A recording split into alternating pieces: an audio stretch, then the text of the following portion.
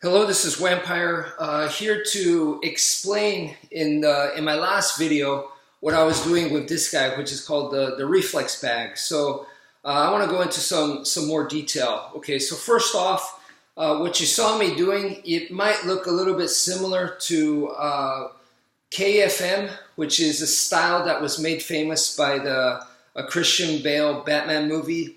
That was the style that Batman used in that film. Also, if you look at 52 blocks, they do something similar. And then another one is Silat. In Silat, they have a lot of very technical ways of using the elbow for offense and defense. So those are the three styles that I can think of right away that is similar to what I was doing. Mine, however, comes from a different source. The way that I developed this is 100% from Filipino martial arts. And let me quickly say that in normal Filipino martial arts, this is not taught. I wasn't taught this, and the usage like this, and to practice it this way, it wasn't taught to me. But I was taught arm weaving. I was taught the Heaven Six, and that's really all I'm doing. I'm doing the Heaven Six motion, but normally it's used like this. It's used as strikes, like so, boom, boom, boom, boom, boom, boom, like that. What I was doing last time was I was focusing on the forearm. So I was using the forearm as a shield, like this. So this is still Heaven Six motion, but now I'm using the forearm rather than here, okay? And the reason why I'm doing that is because if you're using the forearms like this to do the Heaven Six, like so, now from here to go to shield is very quick because I'm operating here. Since I'm, it doesn't really take much to go from here to covering up fully to protect the head. So that's the idea. Boom. See, I can protect. It's right there.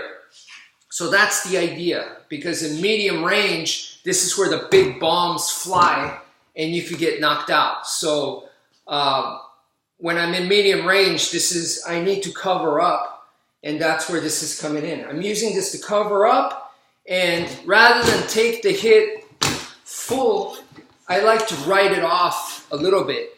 And to give me that kind of mobility and the ability to write it off, that is where the Heaven Six motion comes in. So right here, boom, boom, boom, boom, boom, boom, boom. That's what I'm doing. And the goal is for me, once again, to write it off rather than take it just full, where I'm just absorbing it fully, but to let it go off like in a little bit of an angle, which there's tons of different angles for me to use, but boom, boom, boom, boom, like so. But also, it's not for me to write it off like this, because when I make a big motion, I'm more open. So it's to use a small motion, and this is a figure eight pattern I'm using, if you guys can see, and I can start to exaggerate it more, and then you can see that it is a figure eight, and it just becomes smaller and smaller and smaller. And the hint that I got was way many years ago. I was taking a capoeira class, and my instructor, who I assumed is a I got the vibe that he's a very experienced street fighter capoeira instructor. He advised me that you need to protect your face, your head, at all times. So he said, you got to protect that. So when I was doing the Heaven Six normal, I was like, you know what? He's right. I need to make it tighter. So rather than here, it's now here, and rather than here, it's also here. So those are the two changes I made, and to do it just like this up here. I'm not saying that doing it here is bad. It's just a modification for specifically used for close quarter combat and getting into the clinch.